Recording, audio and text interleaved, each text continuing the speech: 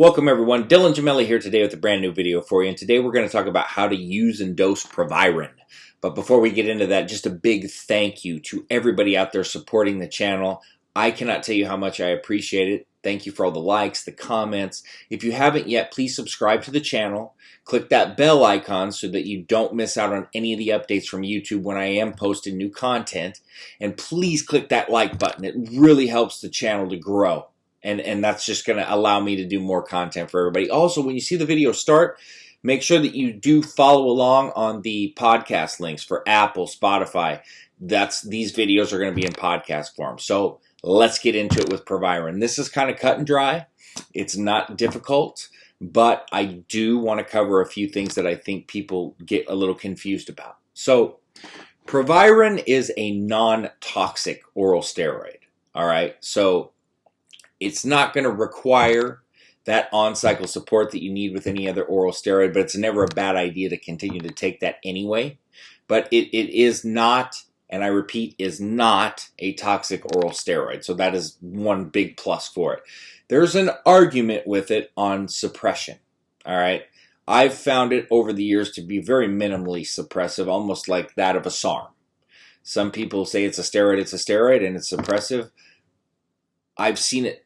I can't tell you how many times on blood work ran without anything else, no testosterone, no anything, and to show very, very minimal suppression after a pretty long duration. But to each their own on that. I'm not going to sit here and tell you that it's not suppressive at all and, you know, I don't know, over-exaggerate it, but the suppression that I've seen it used in post-cycle therapies and not negatively affect recovery whatsoever. I've seen a lot with it, so I have a lot of confidence in it on being very minimally suppressive. In terms of dosing, and let me bring this up really quickly before we get into the dosing. Proviron has anti-estrogen properties. Absolutely, I'm not going to debate that. I'm not going to argue that. And it's for some people that really aren't estrogen prone, it might, by using that, it might allow you to lower your aromatase inhibitor dose. And it might for somebody estrogen prone. That's all going to be determined through blood work. It just simply is not a replacement for an aromatase inhibitor. And I repeat that, it is not a replacement. Because I see people that say that, and I don't want people to get the wrong idea. If it works for you as a replacement for an aromatase inhibitor, then you are one of the lucky ones that is just not estrogen prone, and that's freaking awesome for you. But don't encourage that to others, because that's a rare breed and rare group of people, and I don't want everybody to think they can get away with that, because they can't. And I don't want people to end up getting like gynecomastia issues and things like that, because that just sucks, and that's just something that you don't want to deal with whatsoever.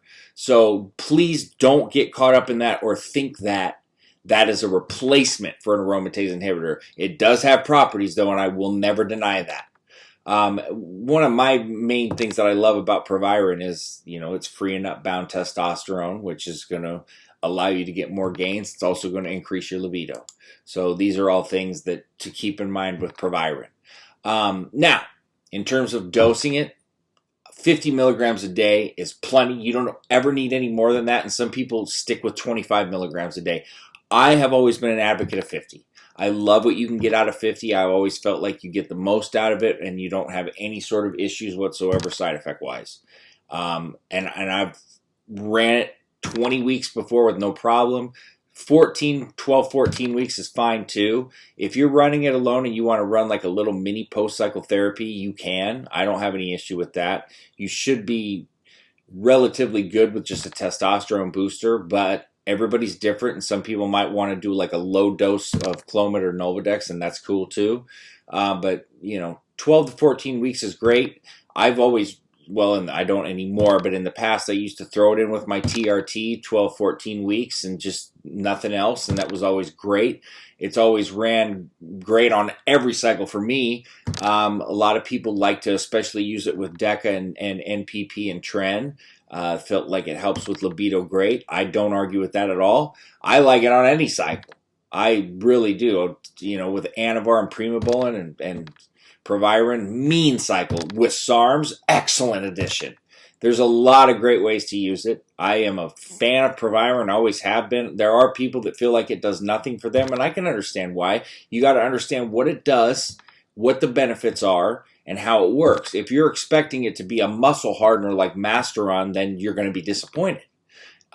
People will say Masteron or Proviron, but that's for certain things.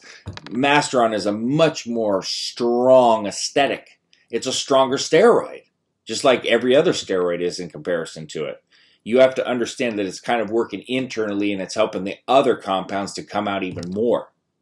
And it's keeping libido up, things of that nature. So understanding Proviron is the main thing and how it works. That being said, stay tuned for plenty more to come. Dylan Gemelli, signing off.